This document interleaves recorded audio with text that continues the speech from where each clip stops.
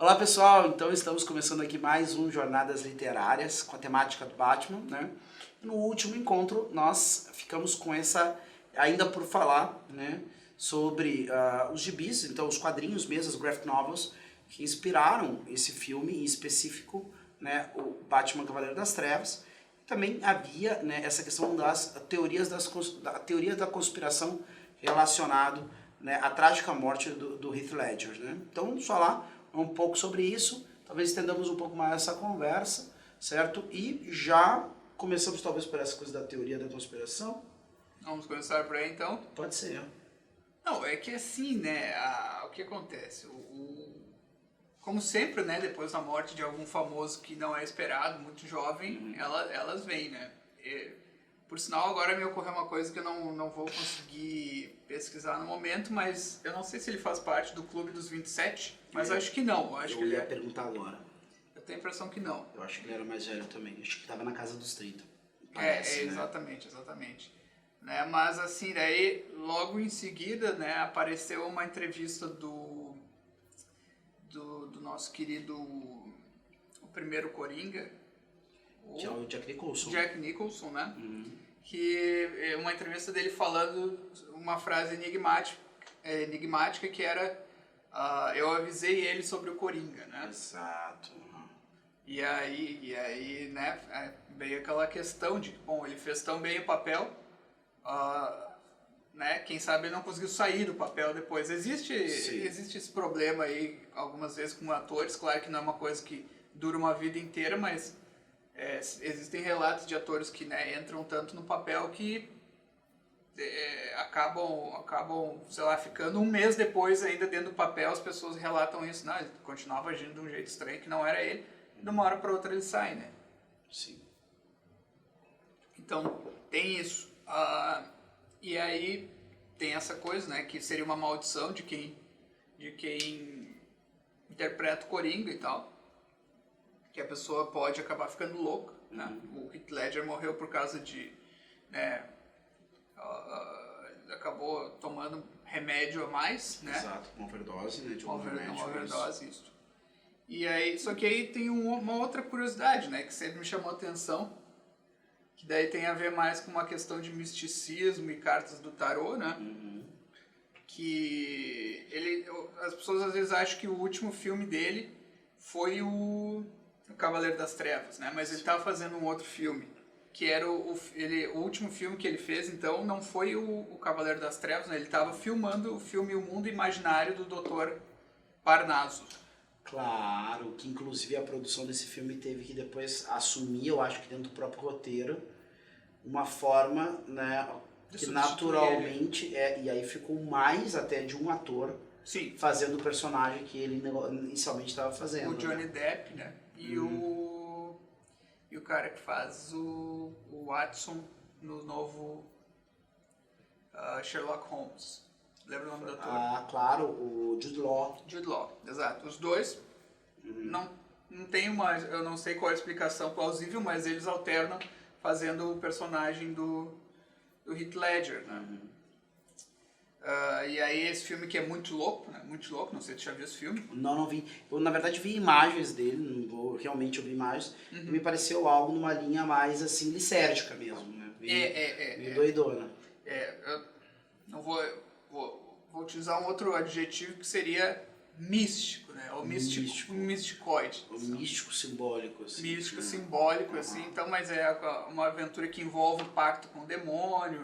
Caramba, cara. Né? Mas, né, contado daquela maneira meio distanciada, assim, né? Sem fazer parecer uma coisa tão tenebrosa, assim. Uma coisa... foi um jogo que o tal do Parnaso fez com o demônio lá. Ele perdeu, não perdeu. Tem uma confusão dos diabos, né?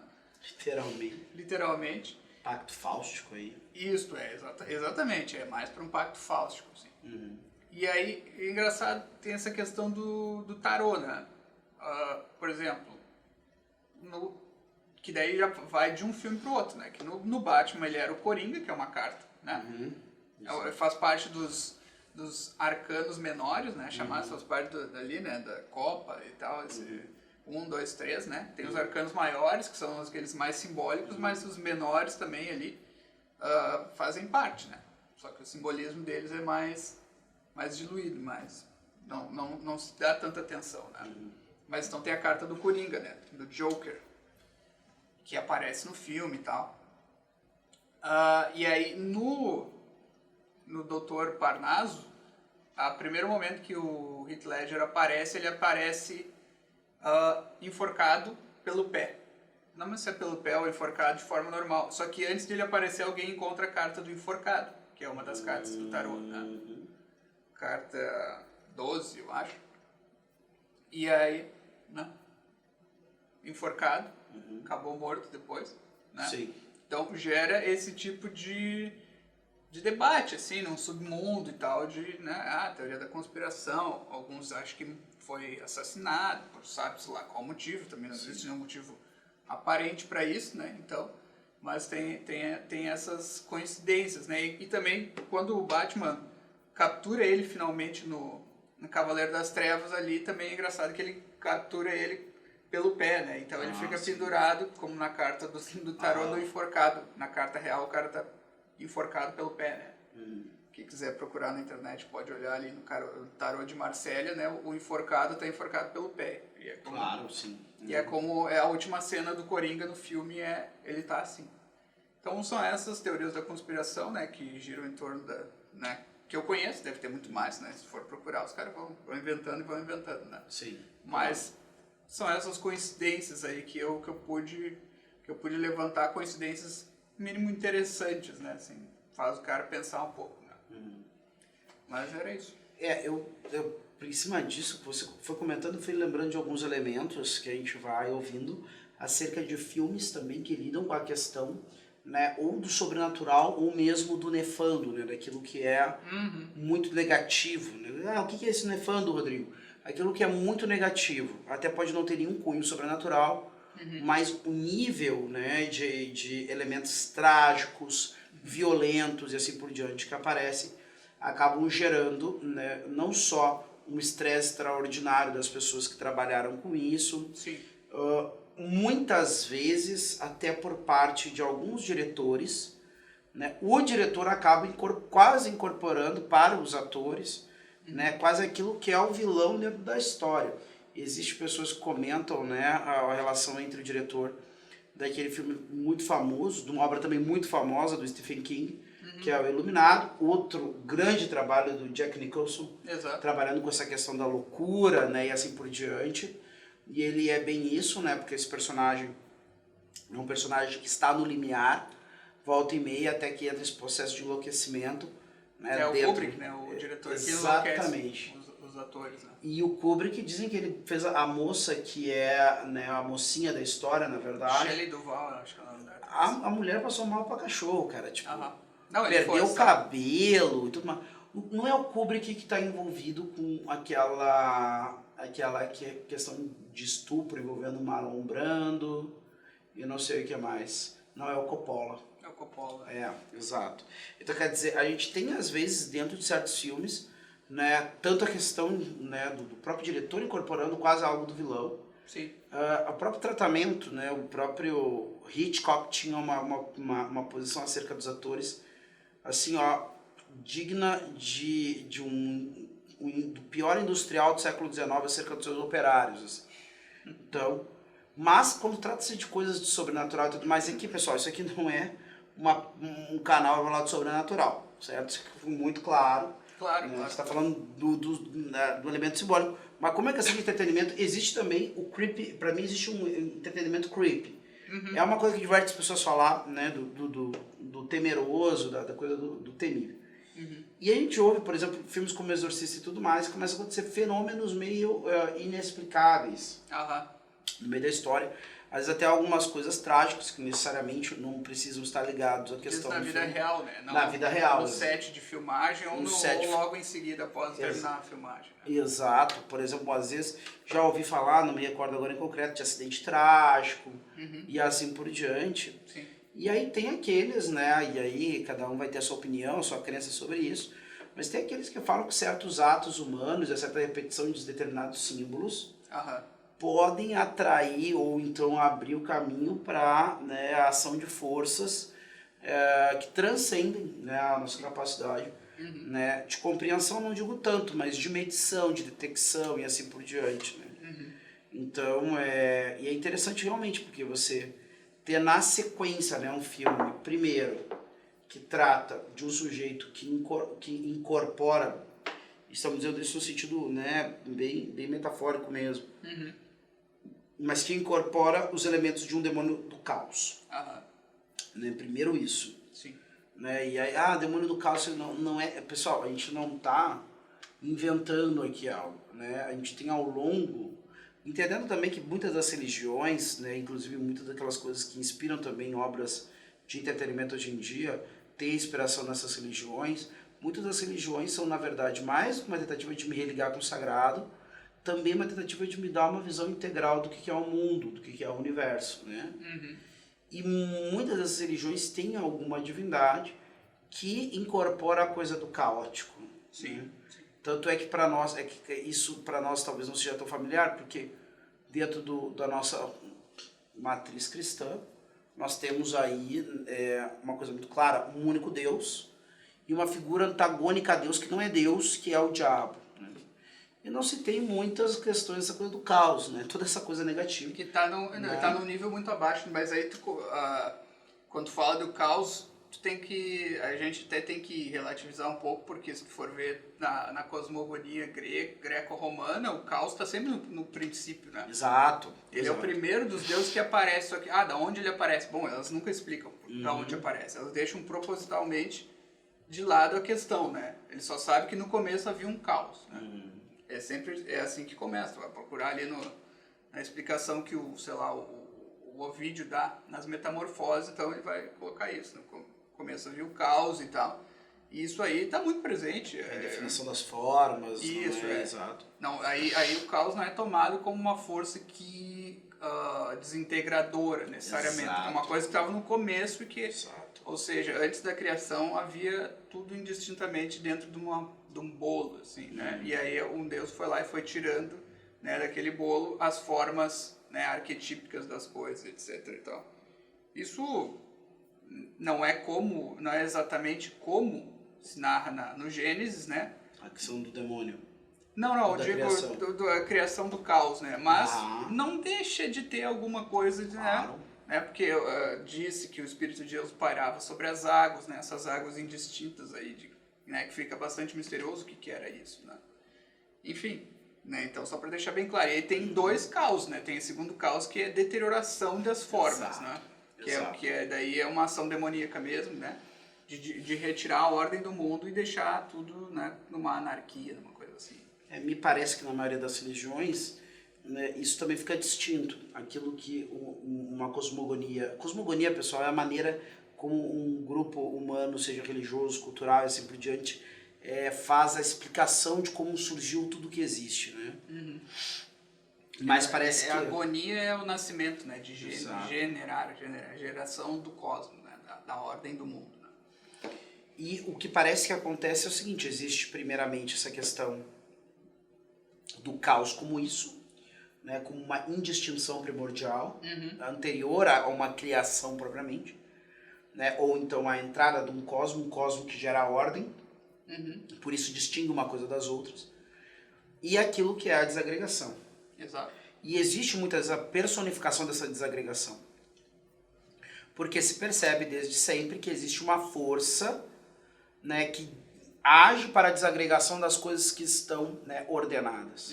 Então, né, sempre tivemos essas divindades relacionadas ao caos e ele incorpora isso, né, de maneira como tu comentou, essa questão da saída do personagem.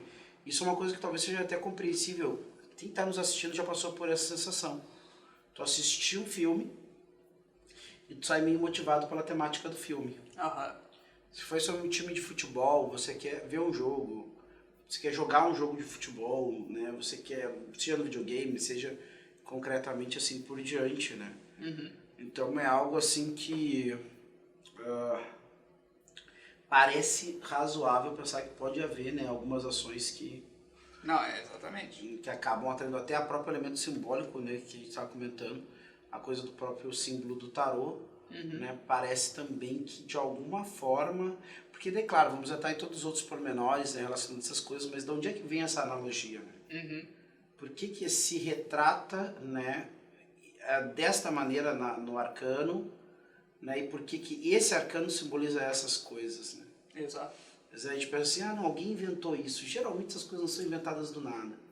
Geralmente existe, né, uma tradição que vai entregando alguns elementos simbólicos de geração em geração para outro, né? A partir de uma experiência com aquele símbolo, né? Não sabemos, né? Mas... Claro, não é o caso, né, de entrar nesses detalhes disso, né? Mas com certeza não é algo gratuito que aparece. Bom, então... Enfim, daí sobre então os quadrinhos, né? O comentário sobre os quadrinhos é um pouco breve, né? Eu não sei se alguma vez tu já leu, Mário, algum dos quadrinhos. Os quadrinhos são dois, né? A Piada Mortal, tá? Breve, um quadrinho breve. E o Cavaleiro das Trevas, né? Eu conheço que eles existem, esses dois quadrinhos, mas eu nunca li.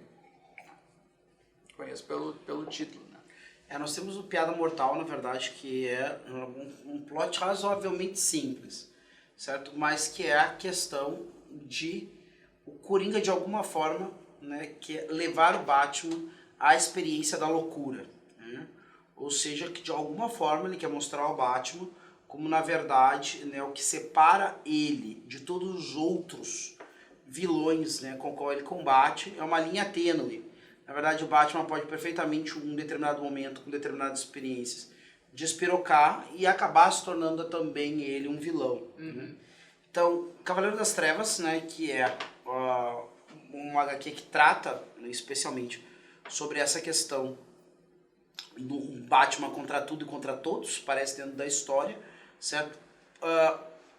Pelo que parece, o principal elemento de inspiração que surge dentro do segundo filme da trilogia é essa quase que derrota, né, do herói em ter que assumir para si uma culpa que não possui, né? E uma saída de cena, que é algo que também está presente no HQ, né, do Cavaleiro das Trevas.